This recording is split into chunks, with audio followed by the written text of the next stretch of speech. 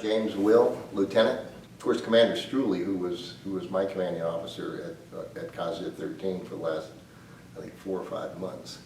You know, he was trying to convince me to stay in the Navy, and you know, I had made up my mind. I had already been accepted to graduate school, but you know, a Navy career wasn't out of the picture. And so he said, well, look, on your way home, I want you to go see Admiral Zumwalt, who was head of NAV 4V, which was the Navy in Vietnam at the time. And so I went up and I interviewed with him, and it was for his aide, you know, which was and at that time I was a lieutenant, so it was either the aide or a flag lieutenant. He said it was going to be one of those two. And I said, well, if you don't mind, I'd like to think about it overnight. Well, he said, okay, well, you're having dinner at my place tonight. Dinner that night, he actually lent me one of his shirts to have the informal dinner. It was Ambassador Bunker, and it was General Abrams, and their aides were around the table. And they sat there and talked about the war. And that was, you know, and at that point I said, the next morning I said, I'll take the job. But I said, I've been in country 14 months, I need to go back to the States. And he said, that's fine. Well, I came back to the States, and they sent me back to the Swift Boat School in Coronado to be an instructor for that 4-month period. Training a bunch of planes.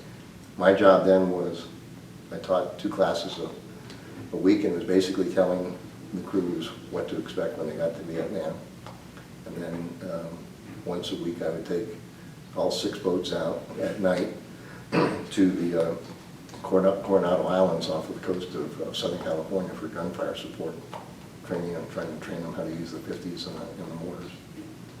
But that was my job for the last 5 months in total. The first week back, another Swift officer asked me if I wanted a blind date, and I said yes. It was his sister, and we went out and we decided that night we were going to get married, and we did eventually get married. But she said it was either the Navy or her, and so I said, all right, I'm already going to graduate school. I'll get out. Ironically enough, Admiral Zumwalt was at one of our reunions. Actually, he was at a dinner in Georgetown that Senator Kerry had at his home in Georgetown, and Zumwalt was there.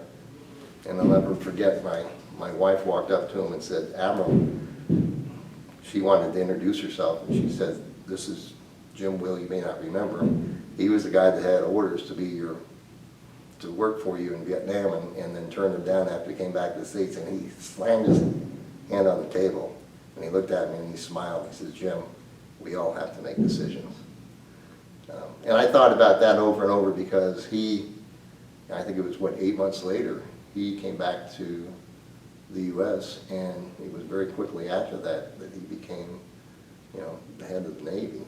And I always thought, boy, if I wanted to have a career, that would have been the best job in the world to have, was to get to work for him. But you know, I went on to graduate school, and I think I had a pretty good career that I picked overall.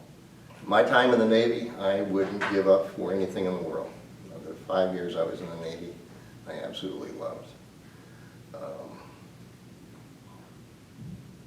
Yeah, I would do it again if given the chance.